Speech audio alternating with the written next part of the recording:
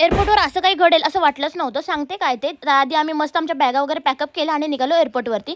तिथून पुढे आमचं फ्लाईट होतं 7:00चं. फायनली तिथे पोहोचलो. बराच वेळ होता. सगळं काही प्रोसेस झाल्यानंतर आम्ही घेतली थोडीशी कॉफी. कॉफी घेतोच काय तर आमचं फ्लाईट आलं आणि त्यानंतर रिवाची उत्सुकता बघा तुम्ही. इतकं छान तिला वाटत होतं की मी फर्स्ट टाईम बसणार आणि हे लुडबुड बघा ना. मी माझं तिकीट घेतले आणि मीच जाणार. चला फायनली सीट पकडली. हर्षूची घाई होती की चला मला झोपायचंच आहे. फायनली सगळ्यांनी सीट्स घेतल्या आणि फ्लाईट आता चालायला लागले आणि मनात धाकधूक होती पडतं की काय. फायनली पण आम्ही धाकधूक करत एअरपोर्टवर मुंबईच्या पोहोचलो आणि काय ते आमची फिलिंग होती. आणि इकडे यांचं काय चाललंय बघा, टाळे वाजवतात. का तर मम्माची बॅग हरवली असं त्यांचं चाललं. आणि खरंच त्यांच्या मम्माची बॅग हरवली होती आणि ती फायनली अर्धा एक तासानंतर आम्हाला भेटली. त्याचा किस्सा तुम्हाला नंतर मी निवांतमध्ये सांगेलच. फायनली बॅग भेटल्यानंतर आमच्या चेहऱ्यावरचं हसू काहीतरी असं होतं, कारण खूप टेन्शन होतं. त्यानंतर मी घरी गेले, फ्रेश वगैरे झाले आणि माझ्या मैत्रिणीच्या बाळाला भेटायला मला जायचं होतं.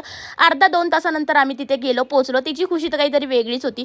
तिथून निघाल्यानंतर अर्धी मुंबई म्हटलात तरी चालेल यांनी मला फिरवलं. छान असं आम्ही फिरून 6:45च्या सुमारास घरी गेलो आणि त्यानंतर रियांचा बड्डे होता. बड्डेला हॅपी बड्डे वगैरे केलं. छान असं बड्डे एन्जॉय केला आणि असा दिवस संपवला. गाईज भेटूयात नेक्स्ट ब्लॉगमध्ये. बाय.